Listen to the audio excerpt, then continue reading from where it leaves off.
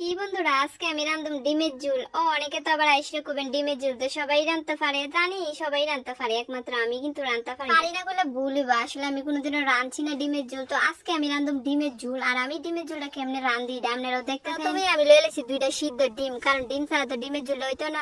লগে একটা আলু হলো। এইবার ডিম কাটতে আর লবণ হলুদ দিয়ে তেলের মধ্যে বাইজা লেছি, আর আলুটারও একবার মাইখা লয়ে লেছি। এবার একটা মিক্সারের বাড়ির মধ্যে দিয়ে দিছি কাঁচামরিচ, তারপরে দিলাম পেঁয়াজ, দিয়ে দিলাম রসুন আর আদা, এরপরে দিব জিরার গুঁড়া, ধনিয়ার গুঁড়া, আর দিয়ে দেবো একটু লাল রঙের লিগা লাল মরিচের গুঁড়া, সবটা এক লগে গুঁড়া করে লইলেছি। এরপরে বন্ধুরা কড়াইয়ের মধ্যে তেল গরম হলে দিয়ে দেবো এই মশলাটা, দিয়ে সেটা ভালো করে মিশিয়ে টিশিয়ে দিয়ে দেবো পেঁয়াজ, এরপরে দিয়ে আলুটা মাইকা রাখছিলাম এটাও দিয়ে দেবো। এবার সবটা এক লগে লাড়তে লাড়তে লাড়তে লাড়তে এরপরে দিয়ে দেবো জল। এবার জলটা সিদ্ধ হইলে দিয়ে দেবো ডিম দেওয়ানোর পর কিছুক্ষণ পর দিয়ে দেবো গরম মশলার গুঁড়া, আর লাস্টে দিয়ে দেবো একটু ধনিয়া পাতা। ব্যাস, আর কিচ্ছু না। 5 মিনিট পরে এটা নামাইলাম। আর দেখো কত সুন্দর করে আমি ডিমের ঝোলটা রাঁধছি। আর এটা খাইতে একদম ঝাঁকানাকা হয়েছে, মানে আমি যে রাঁধছি এটা বিশ্বাস হইতে